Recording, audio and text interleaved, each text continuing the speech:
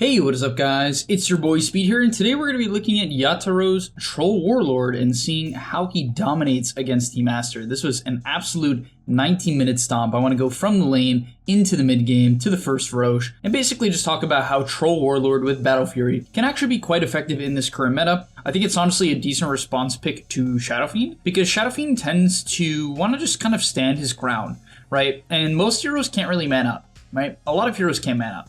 However, I think Troll is just one of the best heroes to man up. Ever since they gave him the ability to root through BKB, it really is just a great option. Even though Monet actually never even gets to that timing, I just genuinely believe it's a really solid option. So yeah, let's look at how he dominates the lane in particular, how he gets himself off to a really good start with the help of Mapushka, and let's get into it. And quickly, I wanted to briefly let you guys know that the GameLeap website is currently 50% off if you use the code POG50 at checkout. I'm telling you this because number one, I think it's a good deal, and number two, I'm making a lot of top tier content over there, live game analysis, replay analysis. I'm going to be uploading some coaching sessions eventually, very soon. So I have a lot of things that I think you guys should go check out.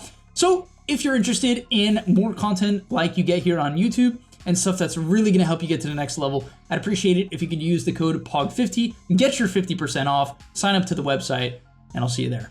So the main thing about Troll Warlord is you're a very aggressive laner, and you want to be hitting in between CS, right? It's very important that if you're going to pick a hero like Troll, you typically want to pick it primarily with a lane dominating support. I think CM is top tier with Troll. I think Undying is probably the best in the game right now. Marcy is extremely good.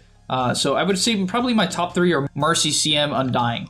Right off the bat, you're going to see Yataro auto attack the creep wave a little bit. And this is primarily because when you want to put aggression in the lane, or be aggressive in the lane, it's actually pretty good to shove it in slightly. Not too heavily, but slightly.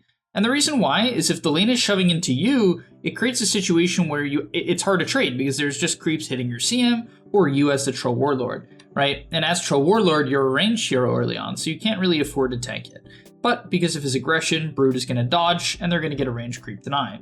From there, he's going to once again pull aggro on the range creep. Because they have an Oracle, it's not so straightforward for him to look to deny the range creep. He still tries and is going to go for a Whirling Axis for the other range, but unfortunately doesn't get it. The next play he does here is really high skill, and it's something the average player never does.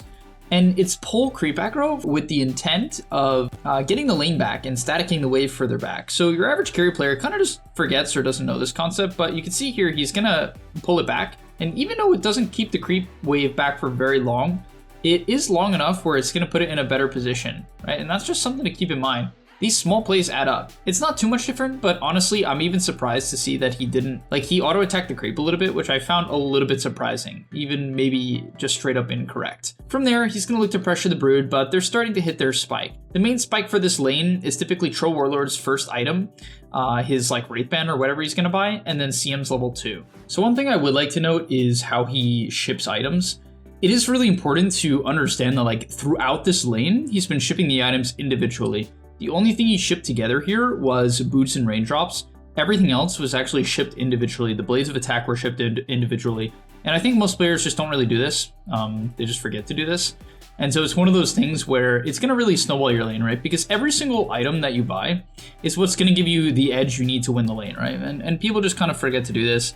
They ship their items really just in big groups. They'll wait till they have 800 gold to ship an item, and it's just super incorrect. From there, honestly, I expected him to win the lane a bit harder, but yeah, they had to play quite even. The Brood's CS is actually quite a bit higher than the Troll's, and the Brood's doing fine. So it seems like they mostly picked this for more of a mid-game matchup, and also for a later lane matchup, as we'll see later on.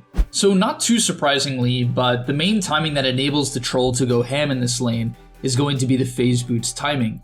And that's what comes here. And it's very important to note how he uses phase boots, and most importantly, how he executes on the kills. So the main thing he's going to look to do is play off XXS extending a bit too far here in Mapushka's spells, right? So as XXS goes in here, the Troll Warlord can now commit, right? So the Troll can now commit.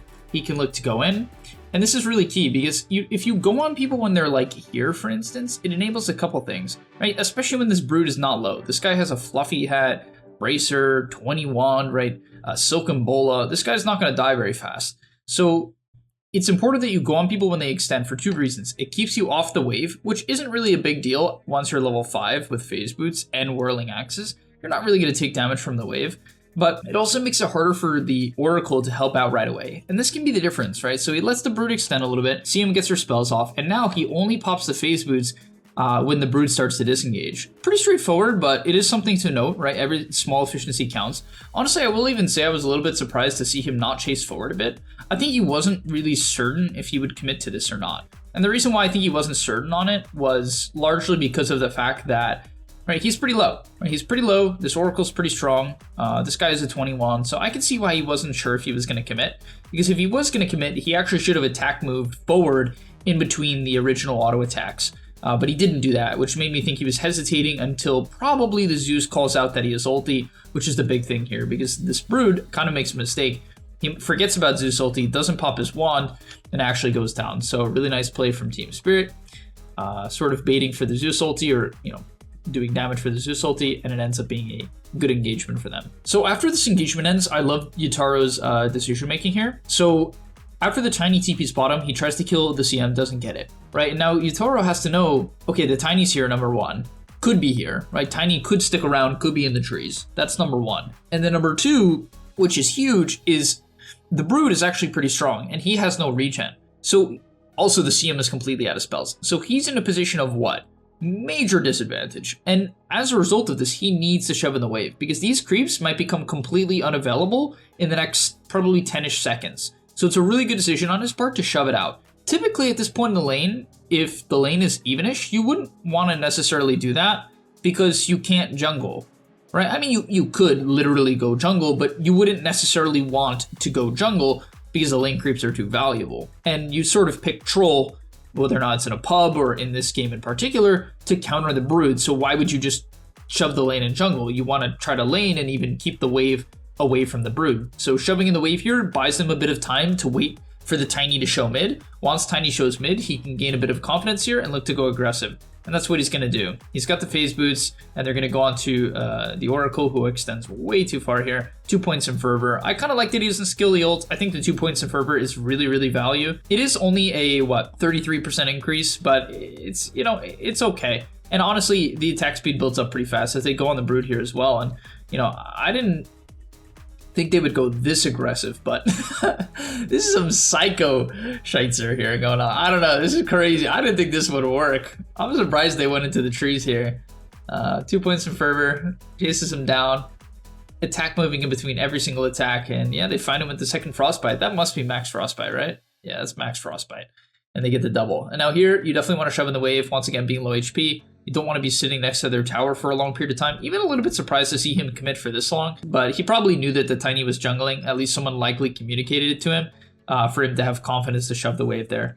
As now he's going to hit level 7. Great pull to farm up the large camp without taking any damage. Picks up the Ring of Health and shoves out the wave. And the reason why you would want to shove it here is now you definitely can jungle. And most importantly, you know, you don't want to play the wave here. Once again, the Tiny is still a threat. As survivable as he might think he is, he's skipping his ulti, which you know, kind of limits his turn potential. And so he's actually way more, whoa, he's hitting the tower. That's wild.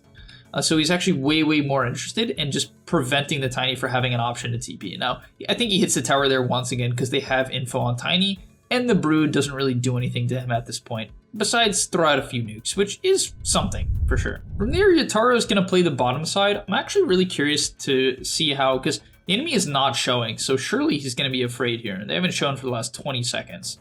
So they have to be nervous. Okay. Well, he gets information there on the top side.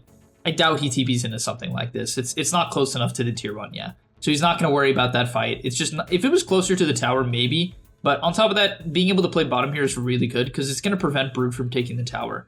And that's really huge. He does have to fear, unfortunately, the Tiny rotation, but yeah, there it is. Whew, instant TPs.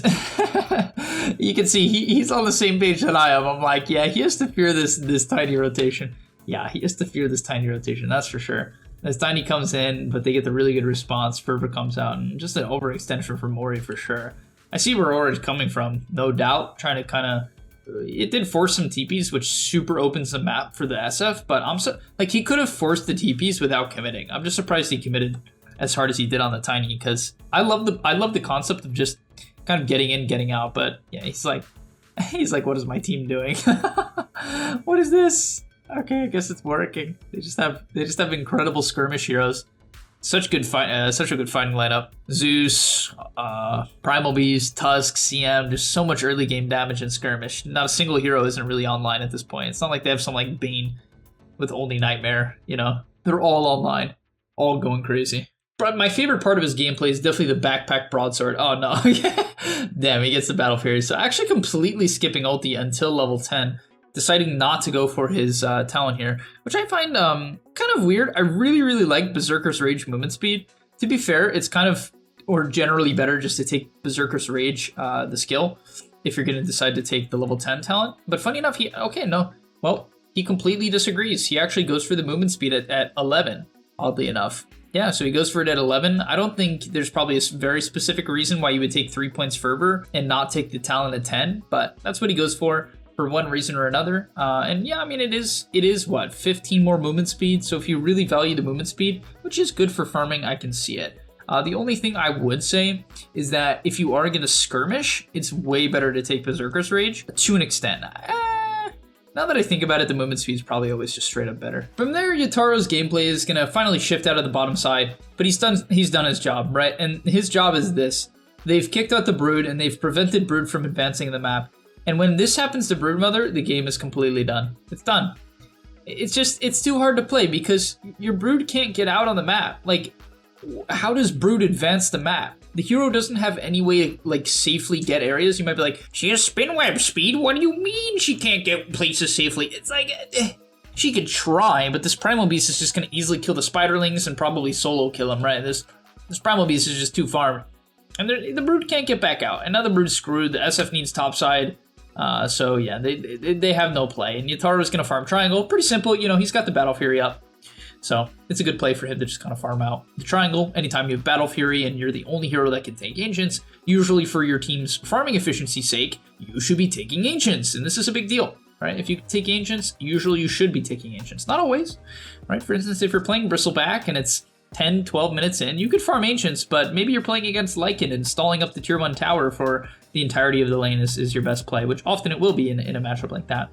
Because you can just prevent them from doing what they want to do, which is very important, right? But you can't do that in every game, especially if you're playing something like Drow or Medusa. Usually you should be taking Ancients, because you can, as he actually ults Roshan from full HP. That's wild. I guess he's just trying to get it off cooldown and thinks this ability sucks. But no, he's going to get his BKB now, and yeah, I think honestly the main reason why he ulties Rosh there is, number one, he knows when he gets Aegis, he's not actually looking to fight, which is risky in pubs because people might run in anyway, but he wants to play for his BKB timing, right? So he's not worried about the ulti not being up. Psych, they're just going to fight anyway.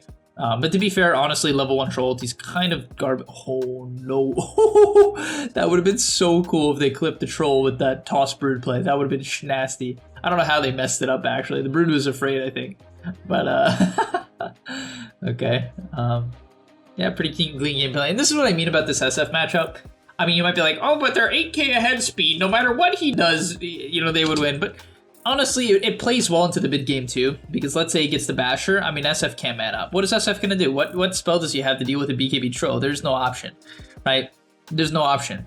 Where with some other carries like Slark can get away, Terrorblade maybe has Sunder at some point, right? The BKB ends.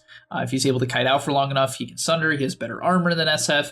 I would say there's quite a few carries that have better ways to just disengage and kite. Right, SF, even when the fight starts, doesn't really have a great way to like initiate the fight without showing himself. You know what I mean? It's a very obvious carry. You just have to bank on him being strong enough to man up. But with Troll, that's tough. So I really love the Troll pick here into the Brood, into the SF. I think it makes a lot of sense, as you'll see here. Just pop the BKB, pop the ulti, and there's nothing you can do, right? Just straight up dies. And with one DPS item, it gets even better. You know, if you get your MKB or whatever, MKB is probably the main item. You're just going to shred. All right, thank you guys so much for watching. Pretty simple video here, but I wanted to go over a couple of key concepts on the Troll Warlord and talk about Yataro's beautiful gameplay. Thanks for watching. I'll see you in the next one, and I'm out. Peace. And that's all, but remember, before you leave, come on, before you tune out, subscribe to the Game Leap website, where we are going to help you get to the next rank. If you're stuck, click the link down below, and I'm out. Peace.